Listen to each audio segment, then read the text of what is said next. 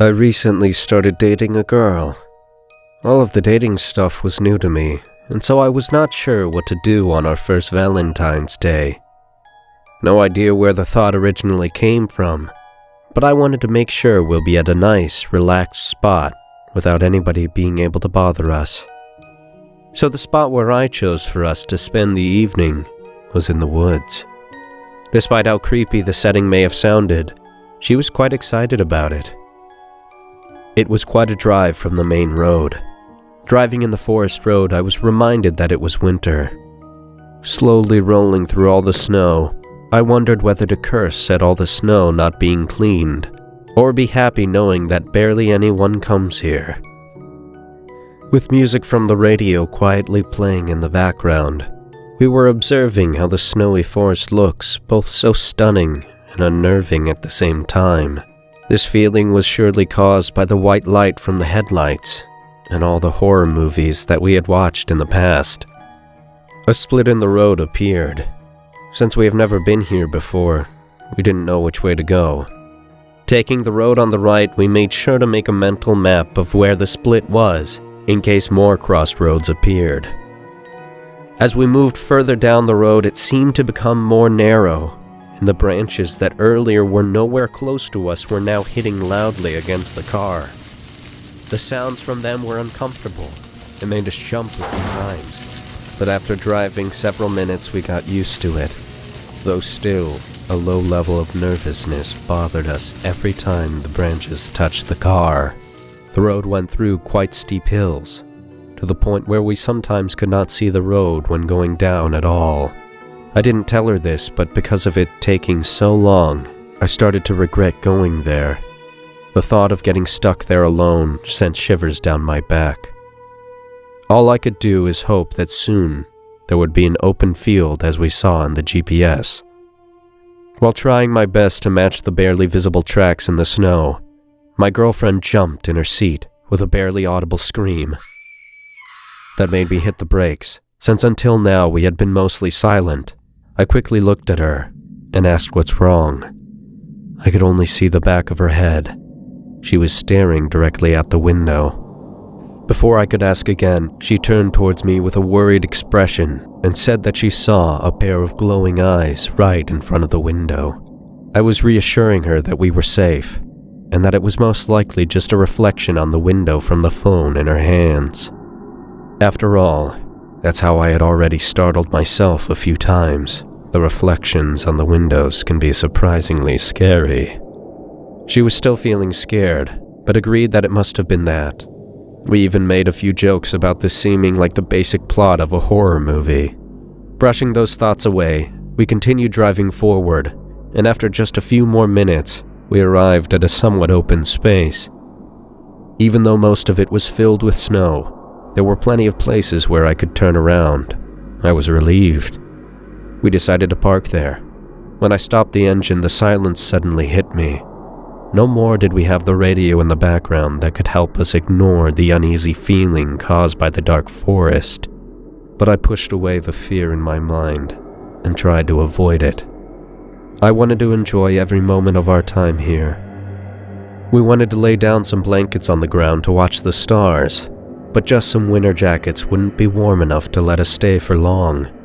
Even though it was all filled with snow, the blankets did an amazing job at keeping us warm.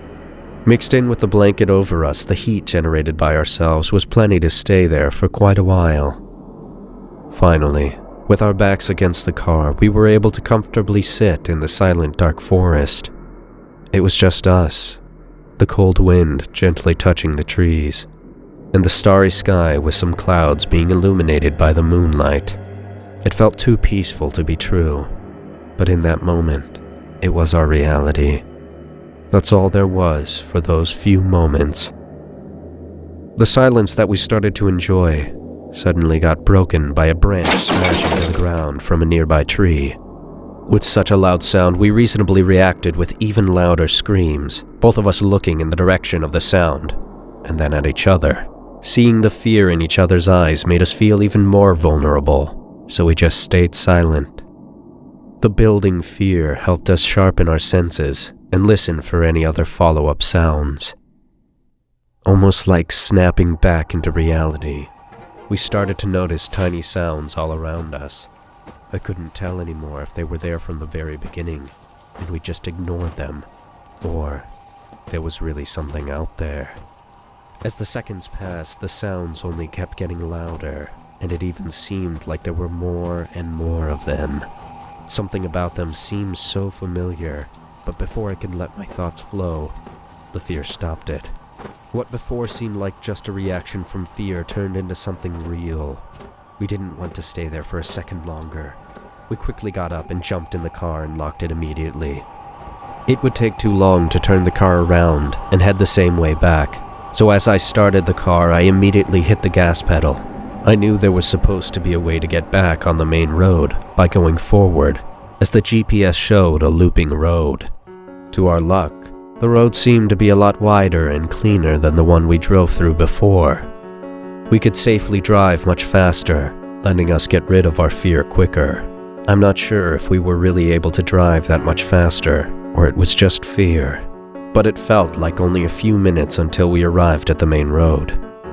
This is an experience that we really want to forget, but I doubt we ever will.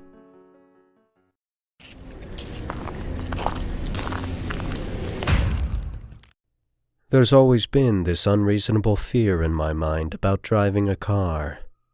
It was never a problem to sit as a passenger, but something odd clicked in my mind whenever I had thoughts of actually sitting behind the wheel. I don't remember ever getting into an accident, but despite my logical thinking, the emotions persisted. My parents kept insisting for me to get a license ever since I was old enough to drive.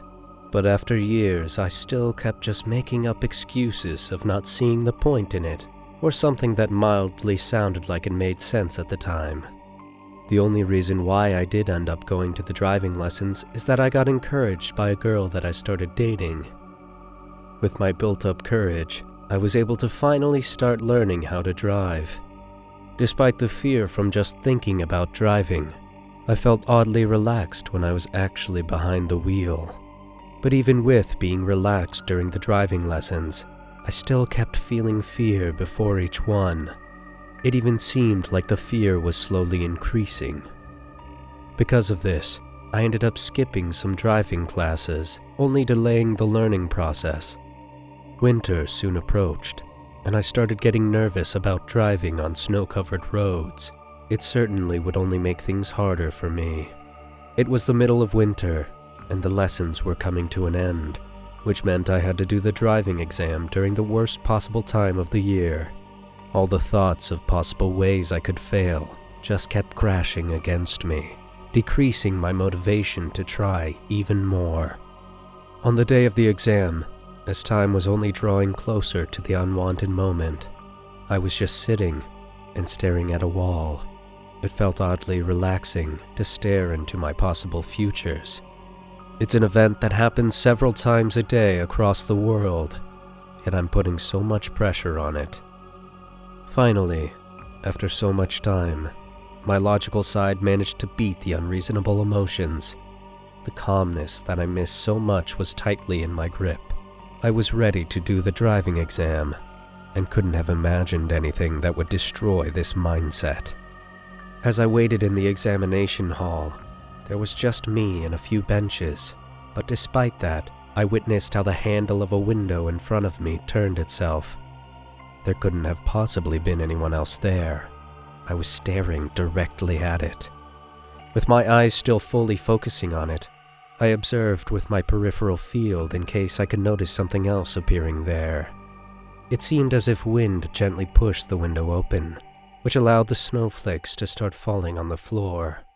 Just as gently as the window was pushed open, the cold wind covered me, making me shiver. The snow was quickly covering the whole floor by the window. It could have been only a minute, but it all happened too quickly. I probably should have gone to close the window, but I was still processing how it opened in the first place. Something about it seemed oddly familiar, but I couldn't understand what. I slowly pushed my eyes away from the window and looked around me to see if anyone else was in the hallway, but I was the only one. Since no one else was there, it had to be me who had to close the window.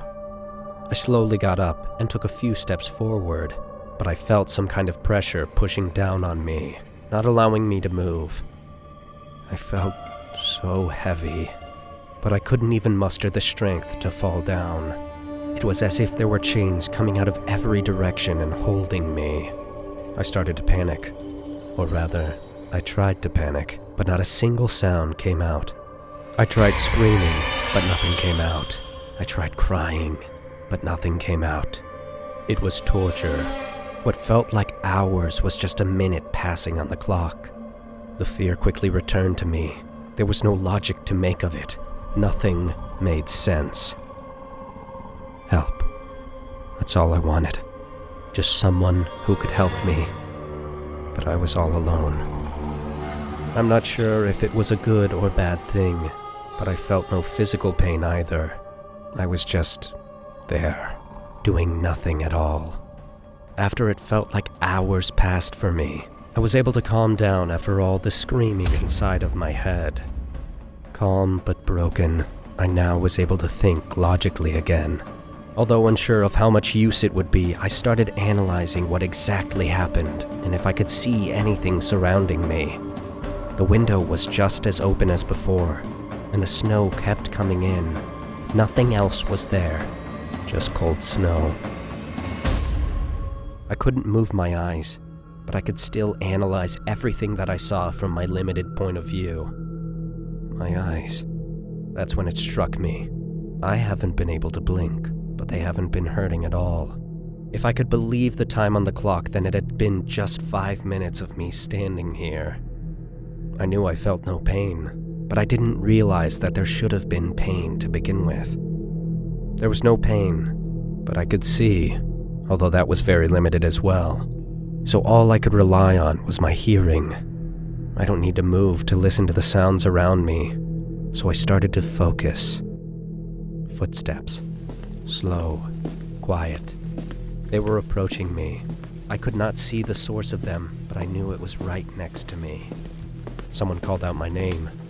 I blinked and quickly looked around. The window was closed, and there was no snow on the floor, only a concerned face looking at me. Someone came to tell me that I need to go take the exam now. Everything seemed unchanged. No one acted differently. Only me. I did my best to pretend like nothing happened. There was no point in trying. I knew no one would believe me. I didn't believe it myself. It was just complete nonsense. All these thoughts flooded me as I took the exam. I passed. If you like these scary stories, remember to like, comment, and subscribe. Either way, you won't be escaping from the fear zone.